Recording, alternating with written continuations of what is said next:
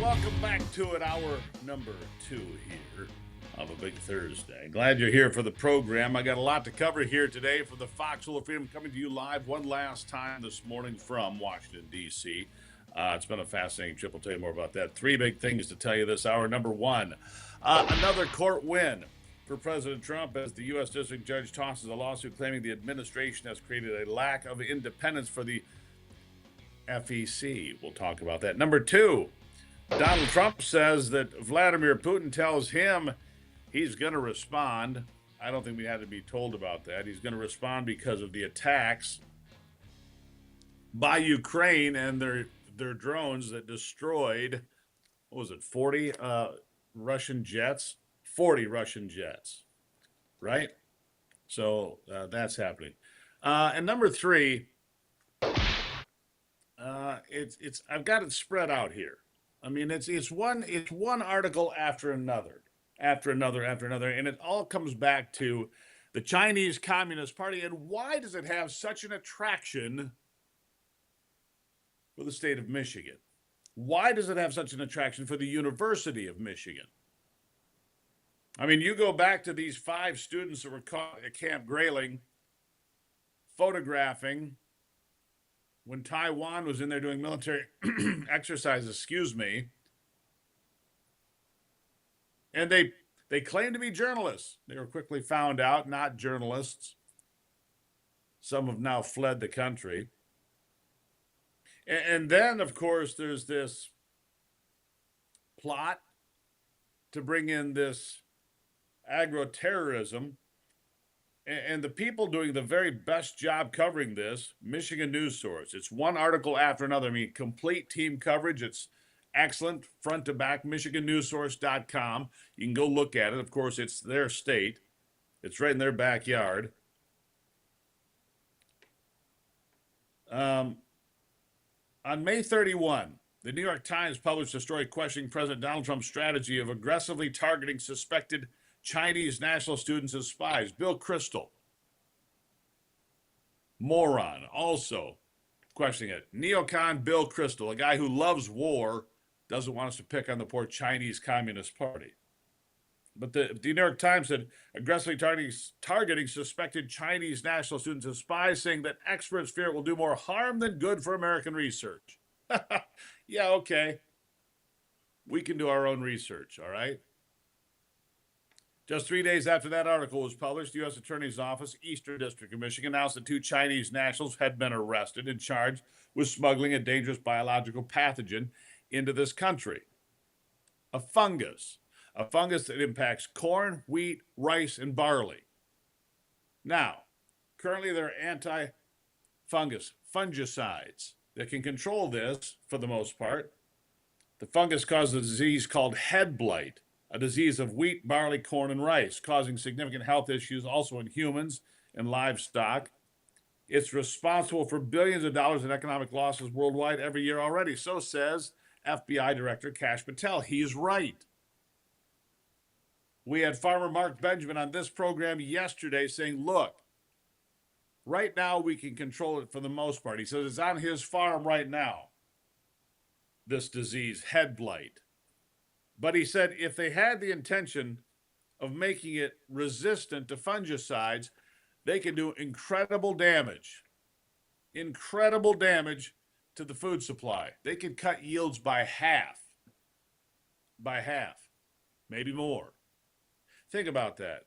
If your corn, wheat, rice, and barley was cut in half, what would that mean? If it wasn't just in the United States, what if it was also in Canada, in Mexico, India? What if it got loose in China? And half your food supply, half your grain crops were wiped out. It would mean global famine. Quite simply, it would mean global famine. Mark Benjamin told us yesterday that we're only ever 2 harvest seasons away from a famine issue already. If we had 2 bad harvests in a row globally, places like Argentina, Sub-Saharan Africa, India, Asia, the United States, Canada, if we had 2 bad seasons in a row, we would already be teetering on a global famine. And so when you see these terrorists come in, and these are terrorists, I don't care what you call it, these are terrorists. If you come in smuggling a fungus that you're going to do research on at the University of Michigan, you are a terrorist. And they are suspected Chinese bioterrorists bringing this dangerous agent into the United States, hiding it in their boots in one of the places. I mean, obviously, they weren't trying to be upfront about it. And of course, this story has caught the attention of Just the News, Fox News, all the major networks. And so,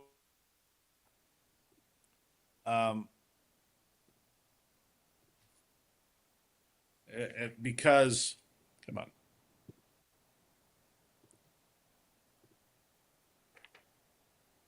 Because this is a very dangerous thing. That's why it's caught everybody's attention. Just put it in your shoes. I stuffed them in the shoes, said Jean. Fusarium graminearum creates head blight. This is from the Fox News story. Jean had been attempting to smuggle the pathogen into the United States since she began posting doctoral studies funded by China in 2022. Been trying to do this for 3 years. Also accuses Jean of asking a third party to send her fusarium in January 24. Usually no problems.